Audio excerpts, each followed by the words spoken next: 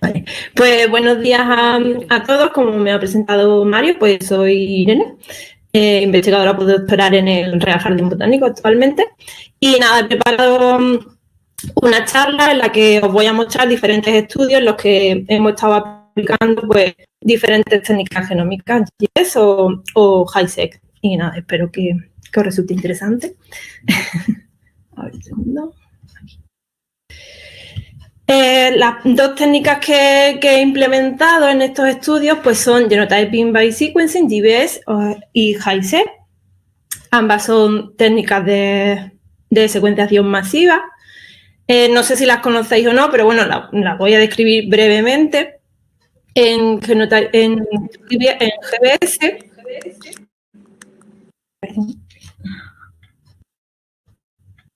se trata de una técnica de secuenciación asociado a sitios de restricción.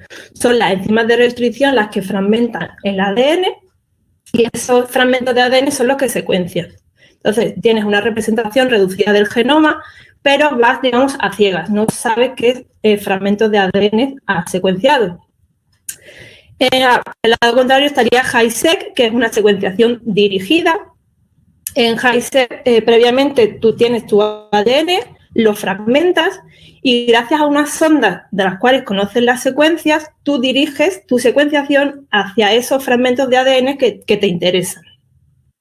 Pero, como lo digo, el resultado son millones de reads en ambas técnicas. La única diferencia pues es eso, uno va un poco a ciegas y el otro sí que es una secuenciación dirigida. Vale, pues estas son las dos técnicas. Este es el primer trabajo que quiero enseñaros, que lo empecé durante mi tesis. Vamos, es un capítulo de mi tesis que se ha publicado posteriormente.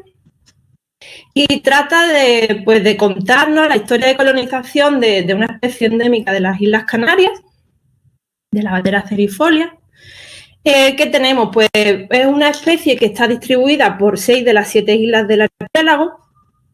Y para contar esta historia, en un principio comenzamos a secuenciar tradicionalmente regiones del plasto, del cloroplasto. Después de secuenciar más de 20 regiones del cloroplasto y no encontrar una variabilidad que nos informara de nuestro objetivo, pues dimos el paso pues de meternos en las técnicas de secuenciación masiva. ¿Vale? Entonces, este trabajo fue un gran reto, sinceramente, pues porque cuando tú aplicas técnicas genómicas a un organismo o a varios, ¿no? a la especie objeto de estudio, es muy importante saber la información que tienes a priori. ¿Vale? Pues en este caso lo que teníamos es un organismo no modelo, tenemos un genoma hexaploide. Ya sabéis que estas técnicas principalmente, lo que es el análisis de datos, en los software que usamos actualmente, la mayoría están orientados a organismos diploides. Pero bueno, nosotros teníamos hexaploides y además no teníamos un genoma de referencia cercano con el que poder extraer nuestros SNPs. Pues por este motivo, principalmente, tuvimos que abordar todas las aproximaciones posibles que teníamos en conocimiento. Hicimos 3 aproximaciones diferentes para el tratado de los datos. Una vez que teníamos nuestros reads, pues hicimos un ensamblado de novo, ya que no tenemos genoma de referencia. Por otro lado, hicimos un flujo de trabajo con una mock reference o pseudo reference, que es una secuencia simulada a partir de nuestros propios datos, GBS. Y por último, probamos con un genoma de referencia, el genoma de Gossypium arboreum. En todos estos flujos de trabajo tuvimos muy en cuenta la profundidad de la cobertura y el número de SNPs por locus, ya que estamos trabajando con organismos poliploides y la paralogía o los genes parálogos, pues es muy fácil que se nos hubiesen colado en este filtro. Y siempre trabajando con SNP bialélicos para disminuir la dificultad del análisis de datos. Vale, pues el primero de las aproximaciones, cuando usamos un genoma de referencia real, el de Gossypium arboreum, porque es el más cercano a la Batera cerifolia, Pues el resultado fue que obtuvimos un número de SNPs muy bajo y además que esos SNPs eran muy poco informativos. Hicimos una búsqueda del tiempo de divergencia que existe entre esta especie y la vatera y está datado entre 40 y 60 millones de años. Por esa razón principal de que estas especies pues probablemente comparten muy pocos loci ortólogos y obtengamos tan poca información. Así que este flujo de trabajo pues, fue descartado. En cuanto a los otros dos flujos de trabajo, mock reference y ensamblado de novo, bueno, pues probamos un montón de filtros diferentes, siendo más estrictos, más permisivos, en cuanto a la similitud, en cuanto a la cobertura, un montón de análisis. Lo que sí teníamos claro era que queríamos igualar los dos pipelines, ¿vale? En cuanto a una serie de parámetros, como por ejemplo, el mínimo número de muestras en lo que se permite o lo que se exige que aparezca ese SNPs, o el número máximo de SNP que se permite por loci o por cluster, ¿vale? En ambos dos pipelines, estos parámetros se mantienen. Como resultado, pues ya veis que obtuvimos 3 matrices con diferentes coberturas en pseudo-reference y otras tantas matrices en el ensamblado de novo. Finalmente, nos quedamos con una matriz pipeline de mock reference que tenía 1111 alélicos y otra matriz en el ensamblado de novo que tenía 1584 SNPs. Pues con estas dos matrices procedimos al análisis de estructura genética poblacional de esta especie. Aplicamos varios análisis, como es el análisis de clustering según structure y según BAPS, ¿vale? Que es otra aproximación bayesiana.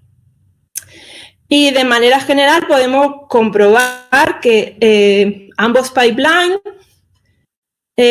los resultados son muy parecidos, ¿vale? El número óptimo es 2 en ambos pipelines y el subóptimo sí que difiere entre uno y otro. Pero podemos ver cómo nos agrupa las poblaciones de La Palma y La Gomera y Tenerife en un grupo genético, las poblaciones de Tenerife y Gran Canaria de otro grupo genético, y resaltar las poblaciones de Lanzarote y Fuerteventura que aparecen también con un grupo genético diferente. También hicimos un análisis de SVD Quartet para ver la topología, la relación que existe entre nuestras poblaciones. ¿Vale? Y son topologías muy parecidas también y cabe resaltar la rama de estas poblaciones de Lanzarote y Fuerteventura que aparecen separadas del resto, ¿vale? También se hicieron análisis de diversidad genética, se calculó la diversidad nucleotídica, se calculó el índice RO, aquí en esta tabla. El índice RO es igual que el FST, que mide diferenciación entre grupos. Vale, y aquí tenemos los resultados de ambos pipelines en los que nos remarcan, o los que nos muestran, que la mayor diferenciación genética se encuentra entre las poblaciones de las islas de Lanzarote y Fuerteventura y La Palma y La Gomera. También quisimos evaluar la influencia de factores ambientales en este trabajo. Y hicimos un análisis de GLM, de modelo lineal generalizado, en el que solo la distancia al continente mostró una relación filogenética, una relación ligeramente significativa con la proporción de sitios heterocigotos, ¿vale? Y se muestra una disminución de heterocigosidad al aumentar la distancia del continente. Es decir, que en las islas, las poblaciones de las islas de Lanzarote y de Fuerteventura presentan una mayor heterocigosidad que en La Palma y La Gomera.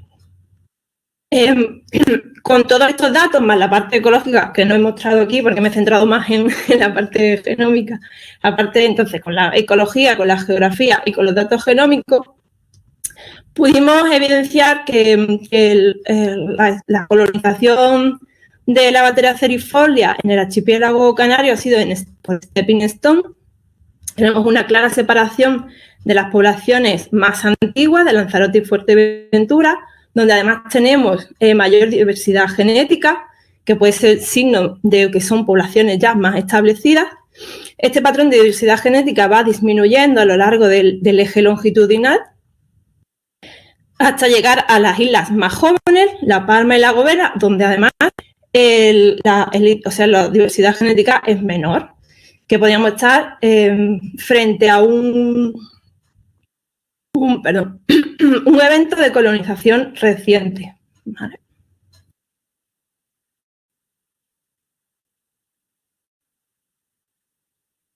Bien, ese es el primer estudio, que es algo, bueno, pues un estudio filogeográfico de la batera. Y ahora pasamos a otro estudio en el que también hemos aplicado técnica genómica. Estamos explorando introgresión en un género que se puede considerar Syngamion, ¿vale?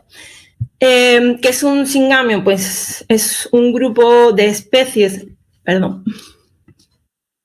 reconocibles que están interconectadas por flujo génico. Este estudio está centrado en una zona geográfica específica, en el Cabo Camarinal, en el sur de la península ibérica, y es una zona donde confluyen dos especies. Tenemos Armeria pungens y Armeria macrófila. Además, existe una población de Armeria pungens en Trafalgar, aquí, y otra de Armeria macrófila en Barbate, que son las poblaciones más cercanas a esta zona de aquí del Cabo Camarinal.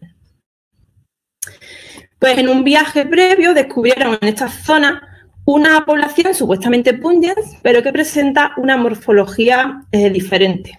Y esta diferencia también ha sido apoyada en unos estudios previos en el que detectaron un haplotipo diferente para esta población. Además de los datos genéticos, cabe resaltar, porque también es parte de este estudio, la parte ecológica. Armeria pungens es una especie característica de dunas, mientras que Armeria macrófila crece en pinares. Lo que ocurre en Camarinal es que coexisten ambos hábitats, la duna, el pinar, y hay un terreno intermedio de matorral bajo y de suelo algo menos compacto que la duna. En este estudio, pues, contamos con 155 individuos recolectados tanto en el Cabo Camarinal como en Barbate. Le aplicamos la técnica GBS para la obtención de datos y tras el filtrado hicimos un ensamblado de novo, ya que no existe un genoma de referencia cercano. Como resultado obtuvimos más de 4.000 SNPs binarios. Para ver realmente qué estaba ocurriendo en la zona de Camarinal, pues llevamos a cabo un análisis de clustering genético, donde obtuvimos que el número de agrupación óptimo es 2. Este agrupamiento separa claramente los individuos pungens de Trafalgar del resto de individuos, aunque su grupo genético no es único, ya que aparece mezclado en mayor o menor medida en individuos de Camarinal. El siguiente nivel de agrupación es 4. En este caso tenemos un grupo genético para Trafalgar, otro para Barbate, y en la zona de Camarinal aparecen 2 grupos genéticos. Uno de ellos sí aparece de manera exclusiva en la mayoría de individuos de esta zona, que son macrófilas, y el otro grupo genético aparece casi siempre mezclado, aunque sí que podemos distinguir algún individuo puro, o bueno, sí, puro. Hicimos un análisis de agrupamiento bayesiano para identificar las clases de higos, basado en 614 SNPs no ligados. Hemos representado los resultados de New Hybrids en un mapa y podemos ver en rosa los individuos que están actuando como un parental, y en verde sería el segundo parental. Estos son macrófilas que crecen en el pinar, y aquí en esta línea de costa tenemos algunos individuos que pertenecen también al P1. Este resultado obtenido Pues hemos agrupado todos nuestros individuos en 5 categorías. P1, que estaría formado por los 20 individuos de Pungens de Trafalgar, más estos 7 individuos que son Pungens de Camarinal. Para el P2, el parental 2, pues está formado por los individuos de macrófila de Barbate, que no están en este mapa, están fuera del mapa, o sea, no aparecen, más unos cuantos individuos, 63, de macrófila que aparecen en Camarinal. El resto el resto de categorías, tanto F1, F2, Bacrucin 1 y Bacrucin 2, lo hemos incluido bajo el acrónimo de HiSeq. Y en el PCA podemos ver cómo se distribuyen los datos genómicos de estas 5 categorías generadas. Aquí podemos ver que estos son los individuos de Pungens Trafalgar, realmente bastante separados del resto. Aquí tendríamos macrófila Barbate y todo esto sería la zona de Camarinal, teniendo aquí justo en este extremo más cerca de macrófila Barbate la macrófila de Camarinal y en el otro extremo los Pungens de Camarinal, bastante separados de las Pungens de Trafalgar.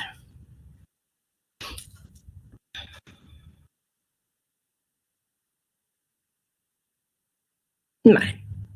Para conocer un poco la historia demográfica de este escenario, pues hemos realizado este tipo de análisis, así cual, basado en coalescencia, en el que hemos simulado 5 modelos diferentes.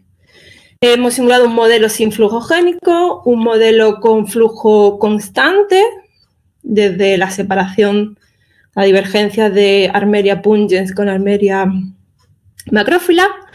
Hemos simulado un modelo de flujo reciente hasta la divergencia de macrófila, de las dos macrófilas, macrófila de Barbate y macrófila de Camarinal. Otro modelo en el que la migración duraría hasta o empezaría, depende de dónde se mire, la divergencia entre las pungens de Trafalgar con las de Camarinal. Y un último modelo, el quinto, donde hemos metido un evento de cuello de botella, ya que la población formada por Armeria pungens de Camarinal, pues hemos visto que los individuos realmente puros son solo 7. Entonces, estos 5 modelos se han comparado y el modelo que mejor se ajusta a nuestros datos sería el modelo de migración desde que se divergen Pungens de Trafalgar con lo de Camarinal, que es un evento anterior a la divergencia de macrófila de Barbate con macrófila de Camarinal. Además, hemos visto que existe una migración bidireccional, siendo ligeramente mayor el flujo génico de macrófila hacia pungens. Otro de los análisis que nos interesan para poder conocer qué está sucediendo en este escenario que nos sorprende cada vez que analizamos de diferentes perspectivas sus datos, es un análisis para la búsqueda de losses diferenciados o outliers. Son análisis de clínica genómica, ¿vale? En el que vamos a detectar bajo un umbral qué losses se están diferenciando y la ancestría de esos losses. Entonces, primero te calcula el índice de hibridación, ¿vale? En el que en este caso tenemos, este sería el análisis para los 115 individuos de Camarinal, ¿vale? Tenemos nuestros supuestos parentales, que es Pungens de Trafalgar y macrófila de Barbate. Esos son nuestros parentales. Entonces, aquí nos va a mostrar de esa zona híbrida de Camarinal la frecuencia de ancestría o de pertenencia a cada parental. Lo que podemos ver es que la gráfica está sesgada hacia esta zona, ¿vale? Y que hay muy pocos individuos que tengan ancestría, en este caso sería ancestría de Pungens de Trafalgar, ¿vale? Sí que existen una alta frecuencia de ancestría de macrófila de Armeria, sí, de macrófila de Barbate. ¿Qué es lo que nos hizo sospechar aquí?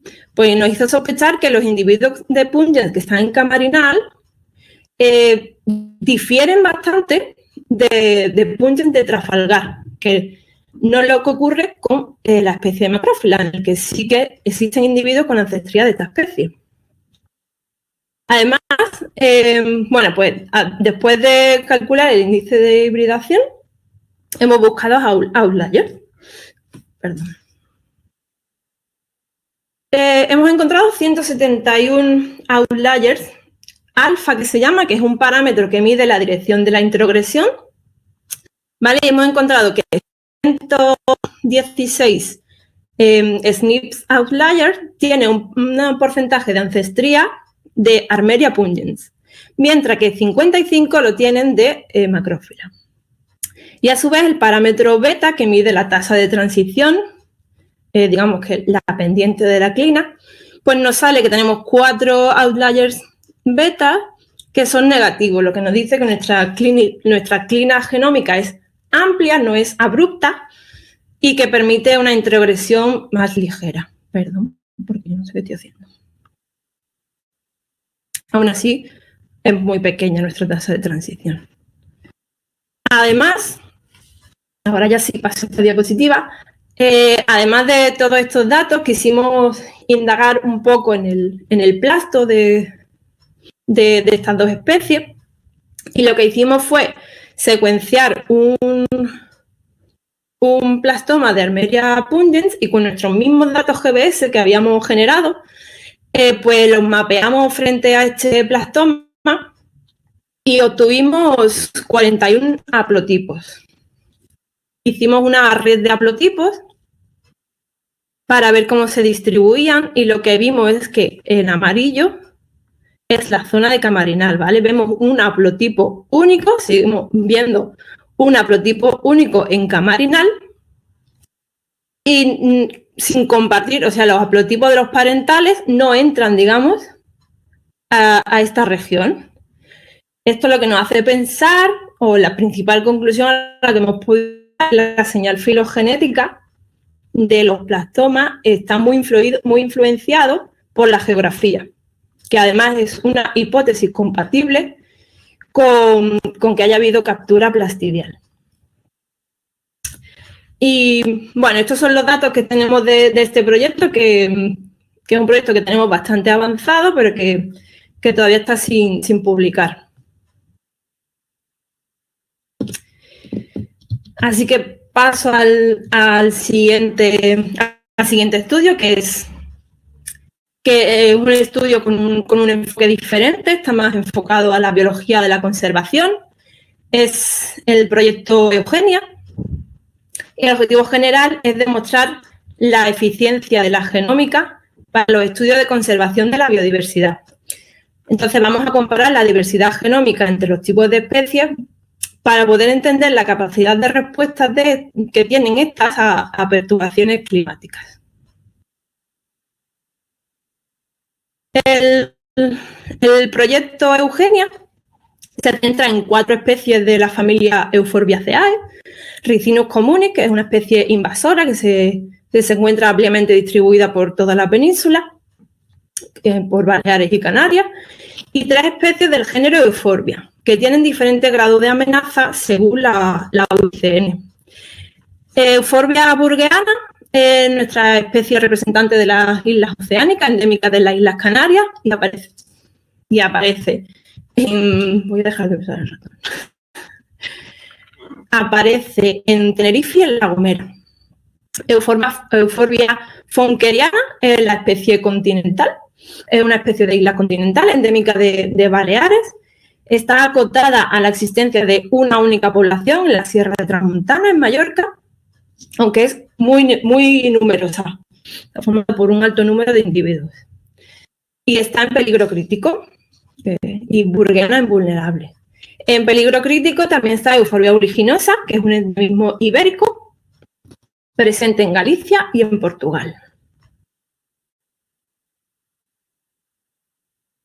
Vale, pues en este proyecto hemos aplicado la técnica de secuenciación dirigida denominada HiSeq.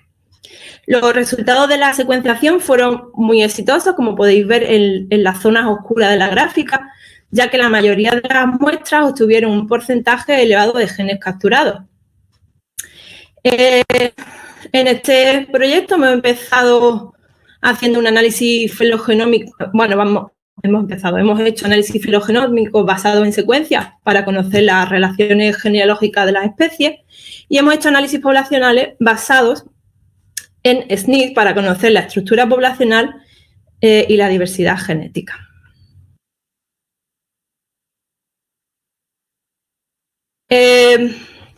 Ahora os voy a hablar un poco más de la especie que tenemos, de la especie de Euphorbia que tenemos avanzada, que es de Euphorbia oliginosa. Esta especie se distribuye por el oeste de Galicia, por el oeste de la península ibérica, por Galicia y por Portugal. En Galicia, estas poblaciones están reducidas a unas pocas poblaciones alrededor de Carballo, ¿vale? Por aquí en el norte, Carballo, y alrededor de la población de Zas. Esta última es una población que se pensaba extinta, pero que gracias a este proyecto han sido encontrados unos individuos, se encontraron en agosto de 2020. Para elaborar unas buenas políticas de protección y de conservación, pues ya sabemos que es necesario unificar datos morfológicos, genómicos, ecológicos, cuanto más mejor. Entonces, en este proyecto se ha llevado a cabo un estudio morfológico para ayudar a identificar correctamente poblaciones de Euphorbia oliginosa, ya que con mucha frecuencia se han dado cuenta, gracias también a este proyecto, que se confunde con Euphorbia flavicoma. Bueno, y ahora ya, quedando ya en la parte genómica, pues para el estudio poblacional se han secuenciado 26 muestras distribuidas en 5 poblaciones. El primer análisis llevado a cabo es un análisis filogenómico.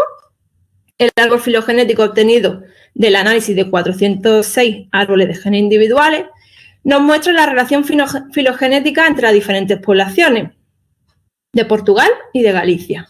Además, Euphorbia oliginosa y el outgroup que hemos utilizado, Euphorbia polygalifolia, aparecen en clados separados y con un buen apoyo, al igual que las poblaciones de Galicia, que aparecen separadas de las poblaciones de Portugal, y a su vez las poblaciones de Portugal aparecen apoyadas entre clados diferentes. Deciros que en el análisis filogenómico aún no estaba incluida la población de Zas, porque cuando hicimos el análisis, ya os digo que no teníamos esa muestra. Pero bueno, sí que pudimos incluirlo en el análisis poblacional con los SNPs. El análisis poblacional apoya el análisis filogenómico. Tenemos la distribución de las 5 poblaciones de oliginosa, tenemos 2 en Galicia y 3 en Portugal. El resultado del PCA de los datos genómicos nos muestra 2 núcleos claramente separados. Uno está formado por individuos que pertenecen a las poblaciones de Galicia y el otro está formado por individuos de las poblaciones portuguesas. Aquí hemos realizado el análisis de Admission, también para detectar estructura poblacional. Agrupa igualmente nuestras muestras en 2 clústeres. Uno agrupa a los individuos de Galicia y otro a las poblaciones de Portugal. Si analizamos el siguiente nivel de agrupación más óptimo, vemos que para K igual a 4 obtenemos 2 clústeres dentro de cada núcleo, 2 grupos genéticos entre las poblaciones de Galicia y 2 grupos genéticos entre las poblaciones portuguesas. Para el análisis de diversidad genética se han calculado diferentes estadísticos. Los valores de diversidad nucleotídica obtenidos son muy parecidos entre las 5 poblaciones. Se ha calculado la D de Tajima, que ha salido de todos positivos, lo que nos hace pensar en un descenso de la población, del tamaño poblacional. Los análisis de diferenciación genética basados en FST muestran que las poblaciones más diferenciadas son Alcácer do Sal, de Portugal, una población portuguesa, y la población de Carballo, de Galicia. A su vez, esta población de Carballo también tiene un alto grado de diferenciación con Alvalade, una población. De forma general, los mayores valores de FST se encuentran entre poblaciones de Portugal y Galicia, y el menor valor de FST, de diferenciación, el menor valor de diferenciación, se observa entre las dos poblaciones de Galicia, lo que nos sugiere la existencia de flujo génico entre la población de Carballo y de Zas.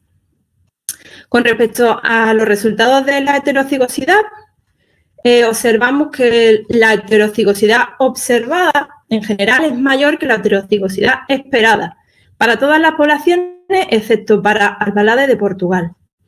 Y que en Galicia esta heterocigosidad observada es mayor que la esperada, lo que indica la existencia de mayor variabilidad genética.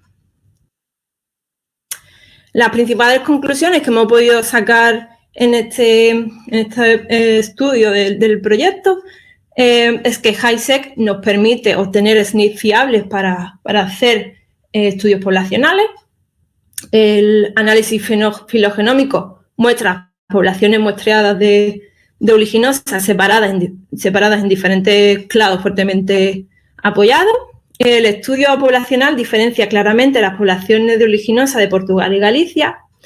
En las poblaciones de Galicia detectamos flujo génico y alta variabilidad genética, que son datos que ayudan a mantener la diversidad genética de esta especie que está en peligro crítico.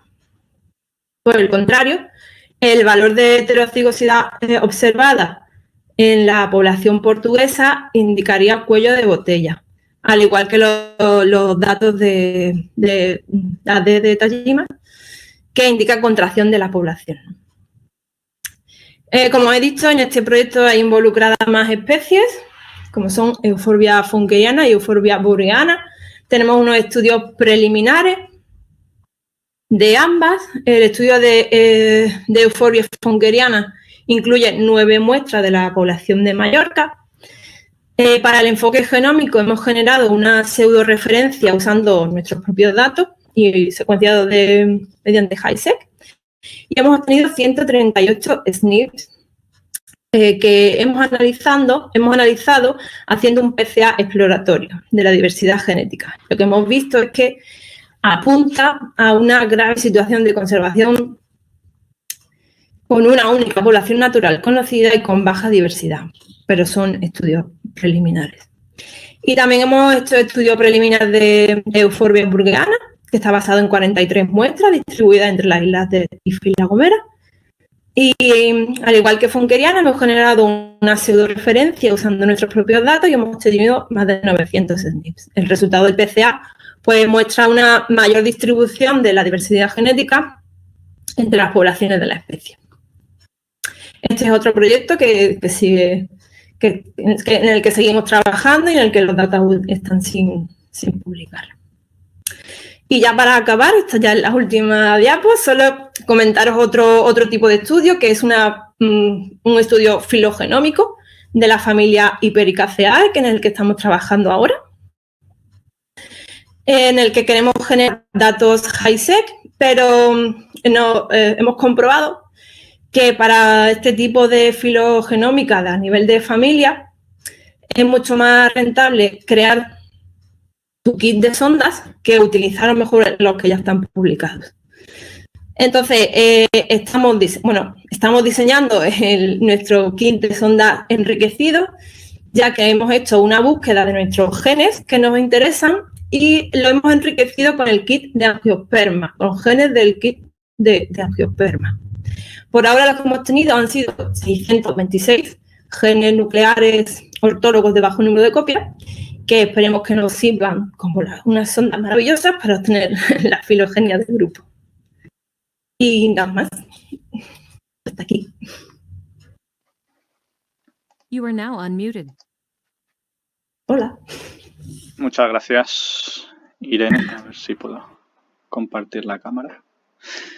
Muchas gracias, Irene. Muy buena charla con una perspectiva así muy amplia de los diversos usos que pueden tener todas estas técnicas filogenómicas, pues desde la filogenia a la filogeografía genética de poblaciones, conservación. Así que muy bien, tenemos tiempo para preguntas. Quien quiera hacer alguna pregunta puede activar el micrófono directamente y la cámara si quiere, o podéis preguntar también por el chat si queréis.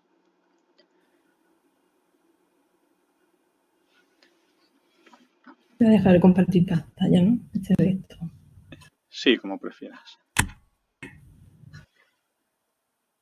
Bueno, si no hay ninguna pregunta de momento, pues voy a comentar yo alguna cosa. Bueno, sobre el estudio este de la vatera, que bueno, que es de tu tesis y demás. Una cuestión sobre bueno, ¿no habéis estimado tiempos de divergencia en ese estudio? No lo hicisteis, ¿verdad? ¿O lo habéis hecho posteriormente o algo así?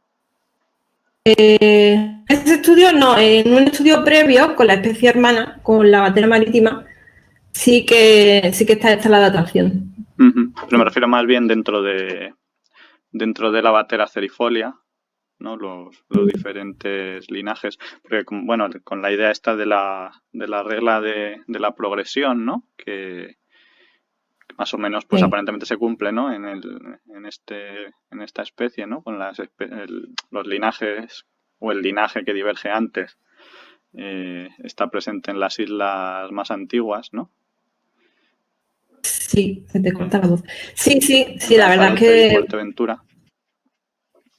Entonces, bueno, o sea, en principio el patrón pues ajustaría a la regla de la progresión. La cuestión es que, claro, como Lanzarote y Fuerteventura también son las islas más próximas al continente, pues también podría ser por eso y no necesariamente porque son las islas más antiguas, ¿no? Entonces, pues estimar el tiempo de divergencia pues podría ayudar como a distinguir eso, ¿no? Para ver si coincide más o menos con la edad de las islas o si es posterior. Si es posterior, pues seguramente sería más bien un efecto de la distancia al continente, ¿no?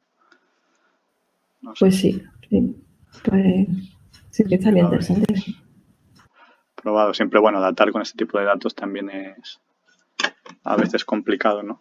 Pero puede estar bien intentarlo. Tenemos una pregunta en el chat de Lloren Saez. Bueno, dice que muy interesante la charla. Que para la euforbia fonkeriana pregunta si tenéis pensado comparar datos de otras poblaciones de una especie supuestamente muy relacionada, que es Euphorbia myrsinites. No sé si habéis mirado esa especie. Pues sí, claro. No recuerdo ahora si es esa especie, Euphorbia myrsinites, concretamente, pero sí que una de las ideas es comparar los datos genómicos de esta especie con especies muy relacionadas, tanto filogenéticamente como geográficamente. Entonces sé que tenemos datos de otras especies, pero no te sé concretar si myrsinites, pero vamos, la voy a apuntar, la voy a buscar ahora. Pero sí. Sí, supongo que siempre puede ser útil.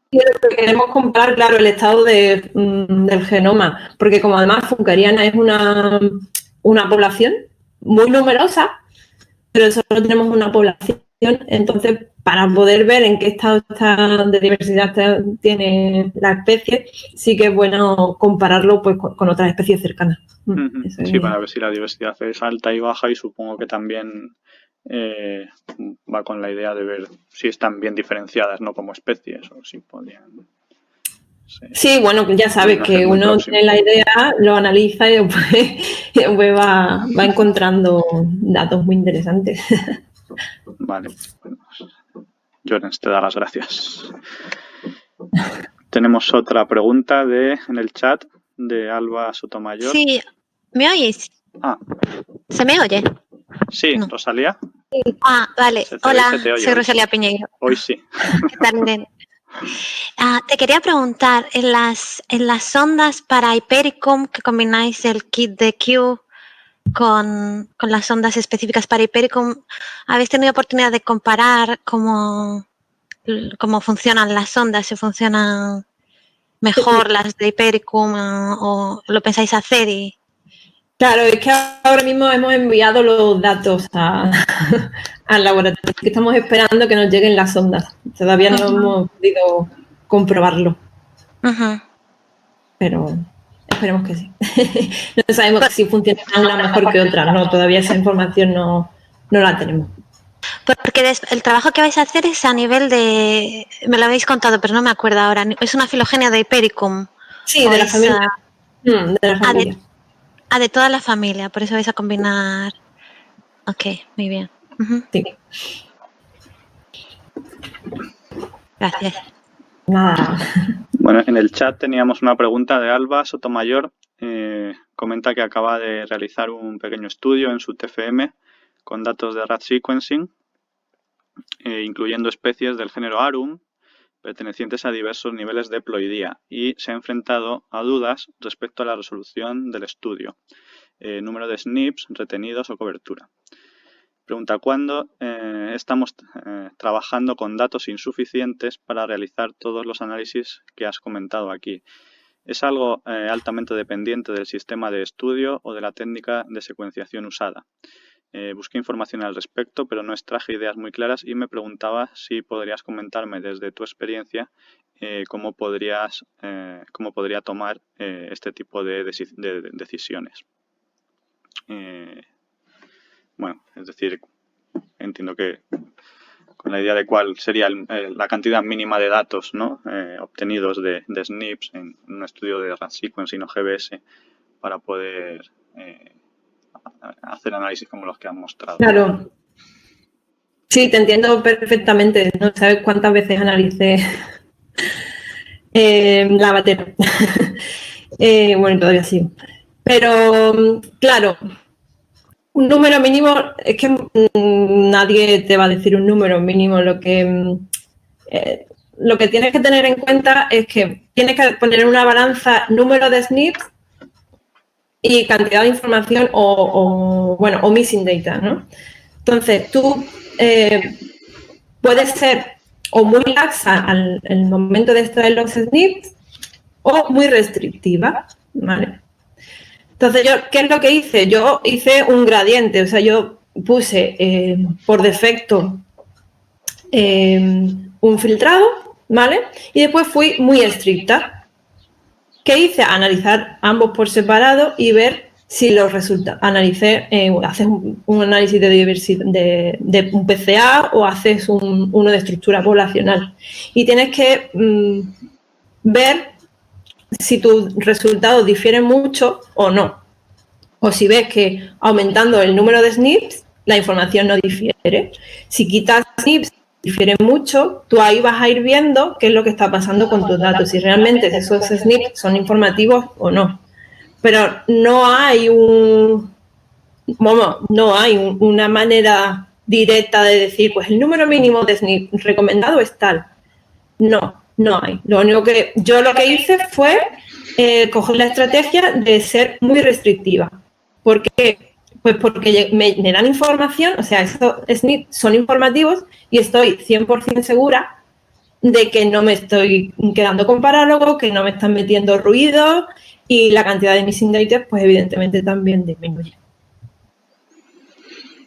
Pero eso lo hice por eso, porque tenía organismos hexaploides en los que tenía que controlar, o yo necesitaba controlar realmente qué información me estaba dando esos lots, y lo que no quería era meter información pues de parálogos, que era la mayor preocupación. Sí, la verdad es que no suele haber normas universales, ¿no? En estas cosas hay que ver cada caso en función de eso. Claro, es que sí, por eso digo que no vas a encontrar en ningún sitio que te digan. Yo con estudios de GBS más filogenéticos me he encontrado situaciones en las que se obtenía más resolución con más loci y más missing data, y otras en las que se obtenía mejor resolución con menos loci, pero más. Porque también depende del genoma, claro. Depende, ¿no? Sí. Es que cada caso es único. Claro, hay que probar, ¿no? Vale, tenemos otra pregunta en el chat de Priscila. Pregunta si tienes pensado buscar marcadores adaptativos en Euphorbia burgeana y si serán SNPs suficientes para buscar outliers. Pues estaría muy interesante, la verdad es que sí, pero Pero bueno, todo va a depender, claro, de cuánta información podamos sacar de esos SNP que por ahora tenemos. Pero sí, sería muy interesante. Muy interesante y es que, claro, hasta que no trabajas con ellos, yo te digo que ahora mismo tenemos un estudio preliminar y hasta que no profundices un poco más, no sabes hasta qué punto vas a poder seguir extrayendo información. Pero sí que ¿Tenéis esperemos que sí. genoma de referencia en Euphorbia hay o No. o Euphorbiaceae habrá ricinos o algo de eso? No, de Ricinus, pero otro género. Bueno, porque supongo que hay para lo de referencias de buscar genes adaptativos, me imagino que ayuda bastante, ¿no? El tener. Sí. Vamos, lo suyo es tener un genoma de referencia siempre. Eso te va a facilitar siempre, desde el momento 1 que quieras mapear los RITs, pues siempre tener un genoma de referencia te va a facilitar mucho los análisis. En el caso de Burgeana no tenemos un genoma de referencia. En el proyecto sí que tenemos el genoma de ricino, de ricino común. Muy bien. Tenemos otra pregunta de Sara. Dice, Irene, muchas gracias por tu charla. Muy interesante y clara. Me gustaría saber qué técnica recomendarías utilizar a nivel poblacional y a nivel filogenético. ¿Te decantarías más por una o por otra en cada caso? ¿Cuál te resulta más manejable y cuál crees que proporciona más resolución? Entre GBS y IPES. La gran pregunta. A ver, yo si es que esto análisis poblacional con las dos técnicas y creo que me están diciendo. Es cierto que en HiSeq vas un poco más, pues eso, más dirigido, ¿no? Sabes que tienes genes o bueno, que tienes qué zonas del ADN estás trabajando. Entonces te ayuda a saber si tienes zonas más conservadas, menos conservadas.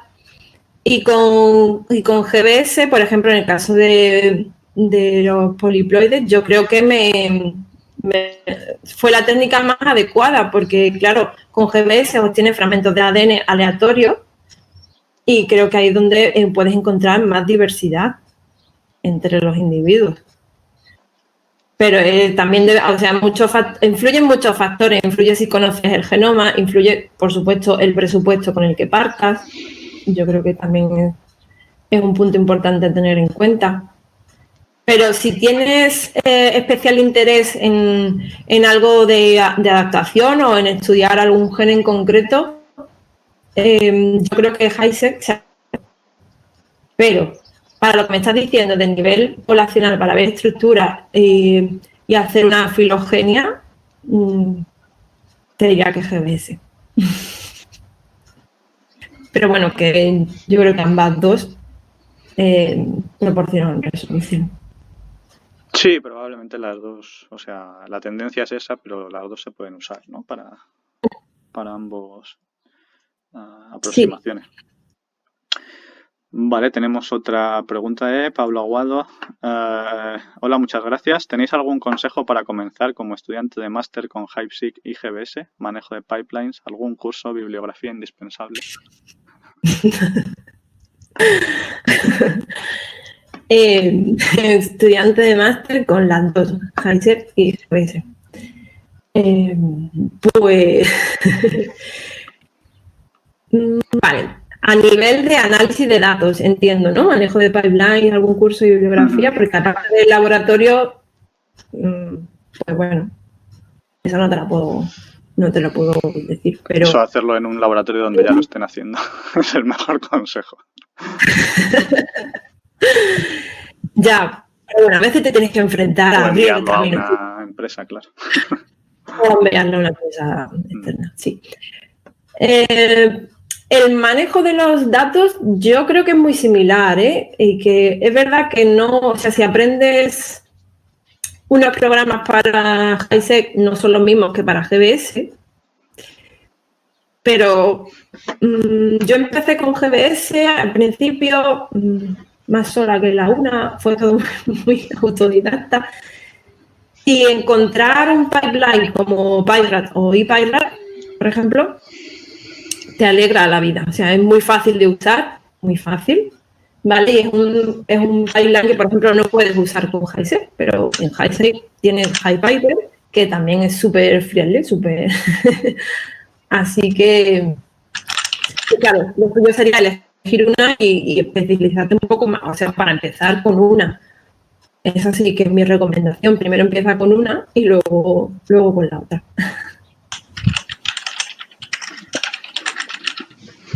Y hay mucha bibliografía. Muy bien.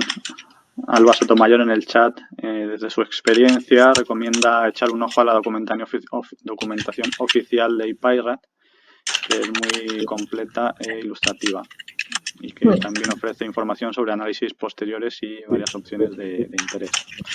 En este caso para los datos de RAD sequence y no de GBS o similares. Muy bien. No sé si hay... Creo que no me he saltado ninguna pregunta del chat.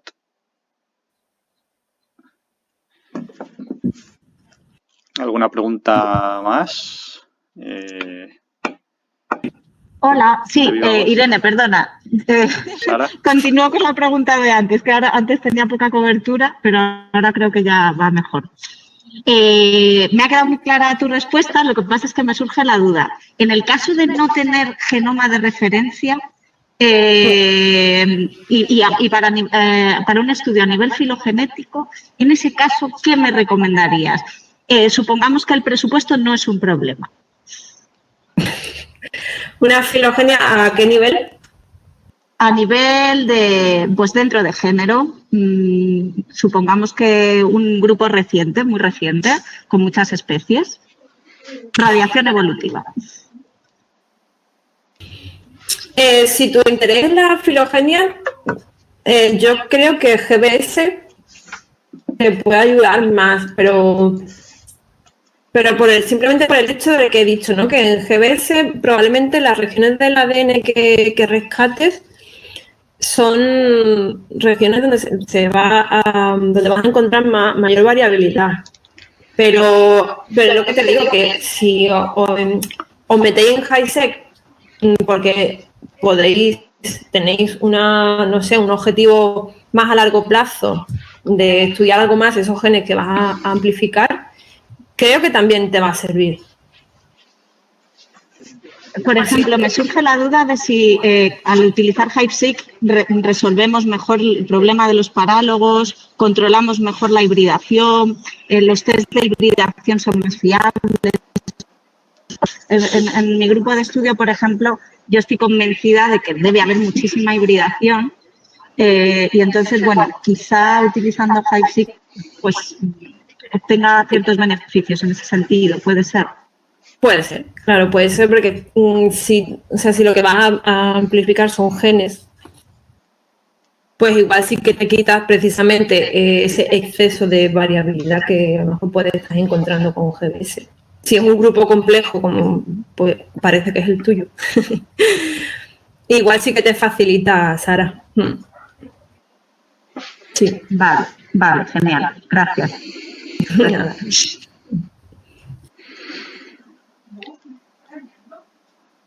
Muy bien.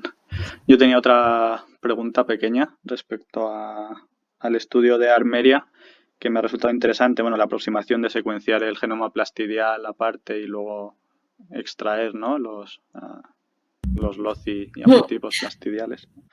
No sé si, igual lo hemos hablado ya alguna vez esto, pero bueno. el porcentaje o, digamos, la proporción de SNPs plastidiales respecto al total que tenías en el dataset, ¿era baja o era alta? ¿O te suena cómo era? Era muy baja. Era baja. Obtuve muy pocos. Sí, muy pocos. En relación al... No me acuerdo ahora exactamente, pero sí, la sensación que me dio era de que eran muy pocos SNP, pero bueno, es verdad que es el plasto y que además estoy partiendo de unos datos GBS que ya sabemos, ¿no? Que ahí se secuencia mayoritariamente el núcleo. Sí, es lo que yo esperaría, pero bueno, siempre está un poco ahí la duda de, claro, como del cloroplasto, del plasto hay muchas copias, ¿no? Que a lo mejor esté muy sobre representado por algún motivo, ¿no? Pero... Claro. Sí, pues yo me tiré a probar. Pero mejor, sí, no, es lógico, ¿no? Porque al final, aunque haya mucho ADN, pues el número de LOCI es mucho más bajo que en el núcleo, ¿no? Sí. Vale, pues creo que no tenemos más preguntas. Última oportunidad. Llevamos 56 minutos. Si nadie más levanta la voz o escribe por el chat, pues despedimos. Bueno, antes de acabar, quería recordaros que tenemos huecos para los cafés sistemáticos. Ahora mismo, en lo que queda de curso, tenemos cubierto ya febrero y mayo, si no me equivoco. Así que cualquiera que esté interesado en dar una charla, ya sabéis el formato, la temática, pues no, en general sistemática, pero cualquier tema más o menos tangencialmente relacionado también es perfectamente válido. Pues quien esté interesado nos contactáis a Andrea Meseguer o a mí y estaríamos encantados. Así que nada, y bueno, ya sabéis que estas charlas normalmente, bueno, casi siempre se suelen luego colgar en YouTube, por si luego queréis volver a verlas o enviárselas a cualquier persona que esté interesada. Así que, bueno, por mi parte, nada más. Muchas gracias, Irene, por la charla, que ha sido muy buena, y también la discusión posterior, que ha sido muy, muy activa hoy. Y muchas gracias también a todos los asistentes. Así que nada. Y muchas gracias a todos por escucharnos. Sí. Pues nada, nos vemos en la siguiente. Hasta luego. Hasta luego.